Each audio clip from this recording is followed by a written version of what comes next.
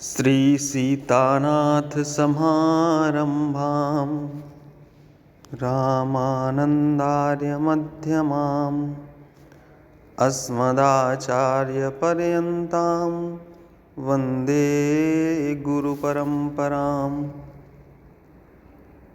ओम श्री परमात्मने नमः। प्रिय विद्यार्थिनः नमो नमः। अद्य वयं संधि पठिष्यामः। संधि, आज हम संधि का अध्ययन करेंगे। तो संस्कृत व्याकरण में संधि शब्द का अर्थ है वर्ण विकार। यह वर्ण विधि है। वर्ण विधि कैसे कि दो पदों या एक ही पद में दो वर्णों के परस्पर व्यवधान रहित सामीप्य अर्थात संहिता में जो वर्ण विकार जिसे परिवर्तन कहते हैं होता है, तो उसे हम क्या कहते हैं? संधि। उदाहरण स्वरूप दिया है विद्या धन आलयः। क्या बना? विद्यालयः। तो अब विद्या को अलग करेंगे तो द्या में किसकी मात्रा है? आ की। और आलया का जो प्रथम वर्ण है वो क्या है? आ। अब इन दोनों में अत्यंत समीपता है, दोनों के बीच में एकदम निकट समीपता है, उनके बीच में कोई तीसरा वर्ण नहीं है। तो दो दीर्घ वर्णों के स्थान पर एक आ वर्ण रूप दीर्घ एक आदेश हो गया। ठीक है, विद्या की आ और आलया का जो आ है वह दोनों मिले तो क्या आदेश हुआ? दीर्घ आ हुआ।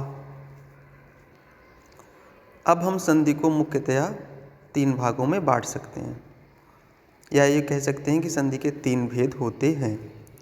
पहला स्वर संधि, जिसे हम अच संधि भी कहते हैं। दूसरा व्यंजन संधि या हल संधि, और तीसरी होती है विसर्ग संधि। तो आज हम स्वर यानी कि अच संधि के विषय में पढ़ेंगे। तो जैसा कि अपने नाम से ही स्पष्ट है, क्योंकि स्वर है तो दो स्वर वर्णों की अत्यंत समीपता के कारण यथा प्राप्त यानी उनकी समीपता हो और उससे जो प्राप्त होगा, जो मिलेगा, क्या मिलेगा? वर्ण विकार मिलेगा। उसको क्या कहेंगे? स्वर संधि कहते हैं। अब स्वर संधि के भी निम्नलिखित भेद हैं जिन्हें हम पढ़ते हैं। सबसे पहले हम देख रहे हैं दीर्घ संधि को। दीर्घ संधि के लिए सूत्र आया है अकः सवर्णे दीर्घः।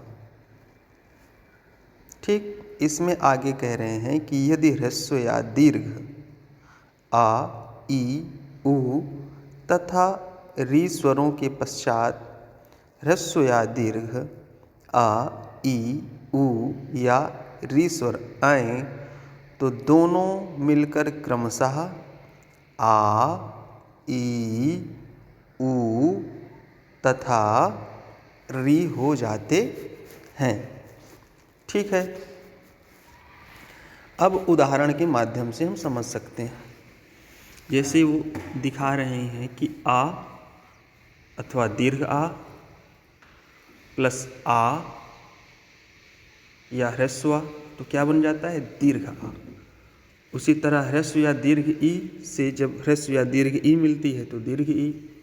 ह्रस्व उ या दीर्घ उ से ह्रस्व उ या दीर्घ उ मिलेगा तो दीर्घ उ।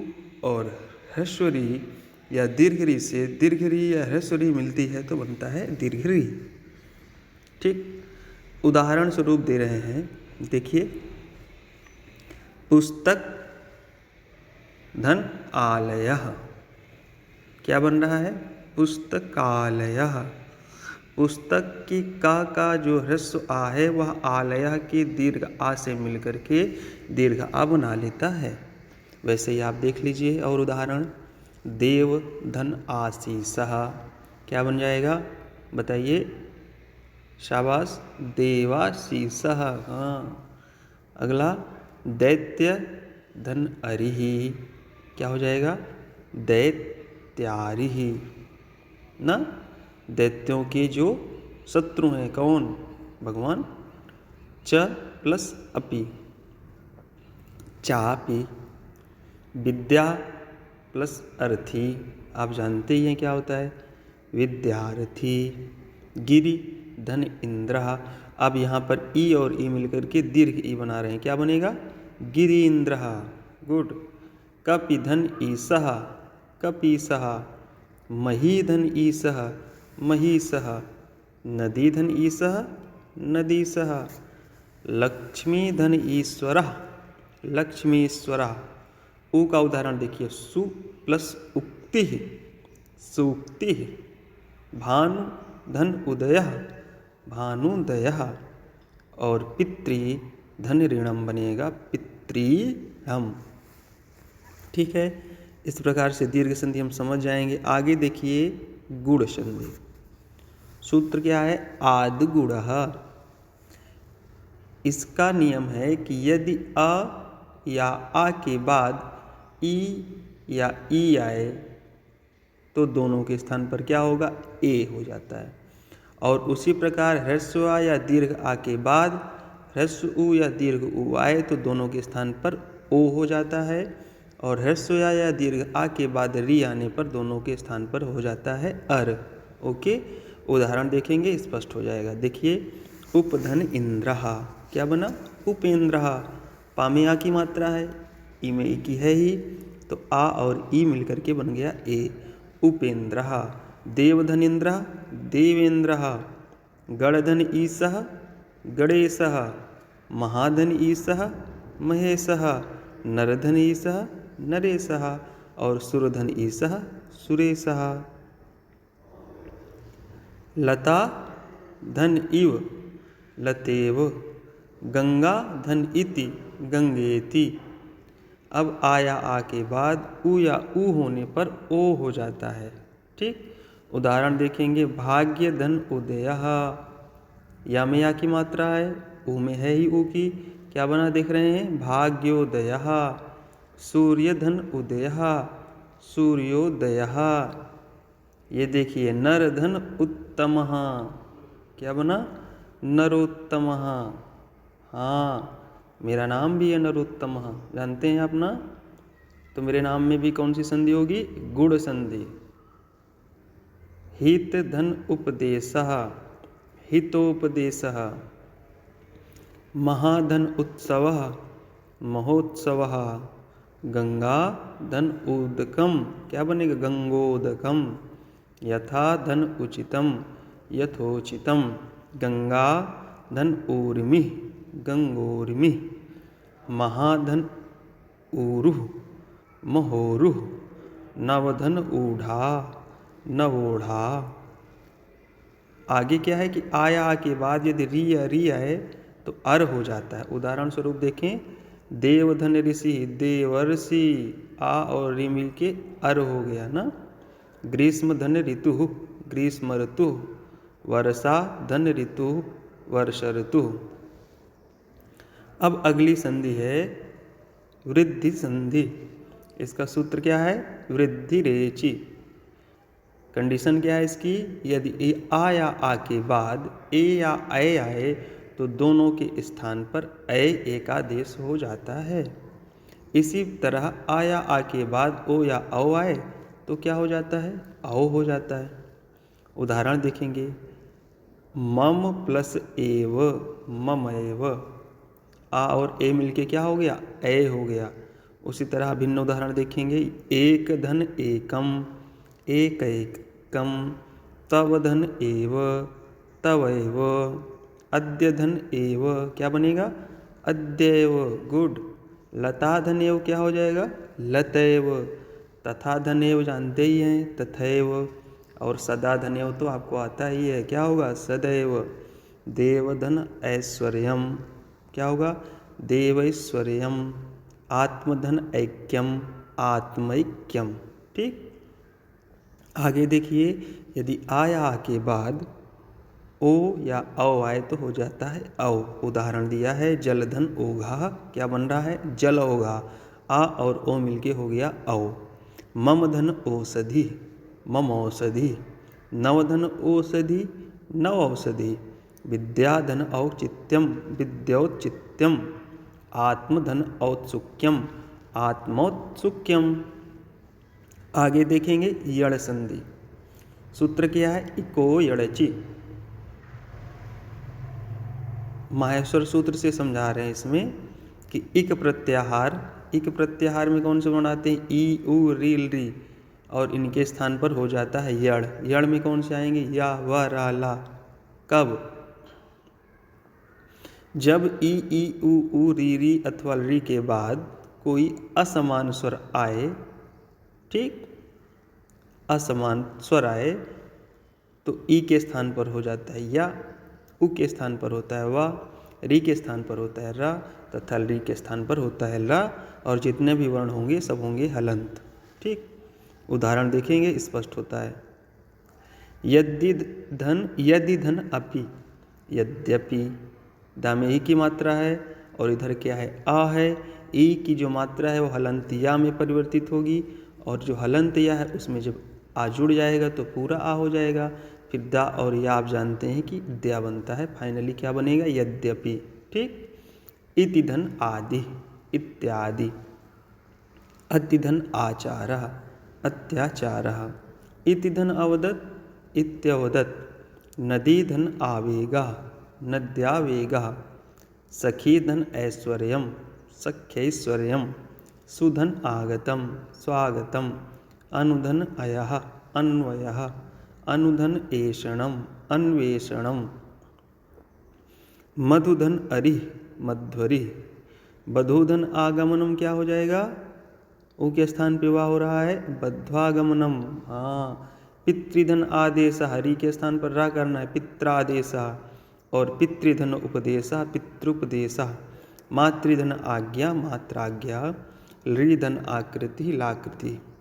अयादि संधि देखिए एचो अय अव आय आवाह, यह सूत्र होता है इसका, और इसका नियम है कि जब ए ओ तथा औ के बाद कोई भी स्वर आए तो ए को ऐ हो जाता है, ऐ को आय, ओ को औ तथा औ को आव हो जाता है।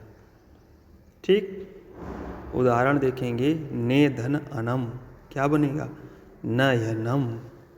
सेधन अनम, शयनम। नैधन अकः, नायकः, ऐ के स्थान पर आय हो रहा है। भोधन अनम, ओ के स्थान पर क्या होगा अव, क्या बना भवनम। भानुधन ए, भानवे। पौ धन अकः, पावकः। नवधन इकः, नाविकः। और भवधन उकः, भावुकः। ठीक है, अगली संधि है पूर्व रूप संधि।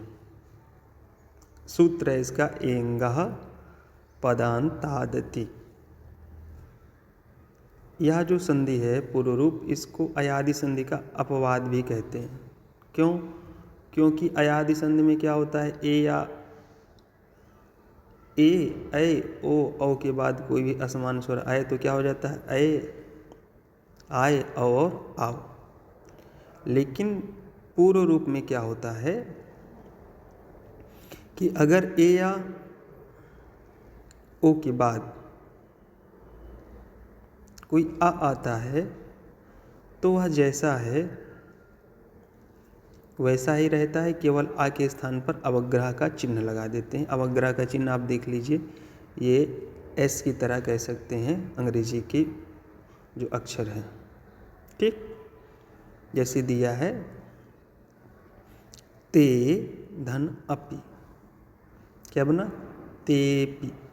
जो आ है वो अवग्रह हो गया, बस यही। हरे धन अव, हरेव। वृक्षे धन अपि, वृक्षेपि। जले धन अस्ति, जलेस्ति। गोपालः धन अयम या गोपालो अयम अहम, गोपालोहम। विष्णो धन अव, विष्णो, ऐसा। इसका उच्चारण आ जैसा होता है लेकिन आ बोलते नहीं है, विष्णो वो नहीं बोलेंगे, क्या बोलेंगे विष्णो, ऐसे। प्राकृतिक भाव। प्रकृति भाव का अर्थ है संधि करने का निषेध करना, अर्थात प्रकृति वर्णों में परिवर्तन न करके उन्हें ज्यों का त्यों बनाए रखना। ठीक है, तो इसे संधि का भेद न कहकर संधि का अभाव ही कहना चाहिए, क्योंकि संधि नियम के लागू होने की स्थिति में भी संधि कार्य नहीं होता है। यदि कोई वर्ण प्लुत या प्रगृह्य संज्ञक होता है और उसके बाद अच आता है तो प्लुत एवं प्रगह वर्णों का संधि न होते हुए प्रकृति भाव हो जाता है। कुछ उदाहरण दिए हैं, सूत्र के माध्यम से देख लीजिए। ई दु दे द्विवचनम प्रगृह्यम अदशोमात। पहला जो सूत्र है वो कह रहा है कि ई दंत, जिस वर्ण के अंत में दीर्घ ई की मात्रा हो या दीर्घ ऊ की मात्रा हो या ए की मात्रा हो और यह द्विवचन में रूप में कहीं यह सिद्ध हुए हों, अर्थात द्विवचन के शब्द हों, तो उनकी प्रगृह्य संज्ञा होती है। और जिनकी प्रगृह्य संज्ञा होती है उनके बाद अच होने पर किसी भी प्रकार की संधि नहीं होती है।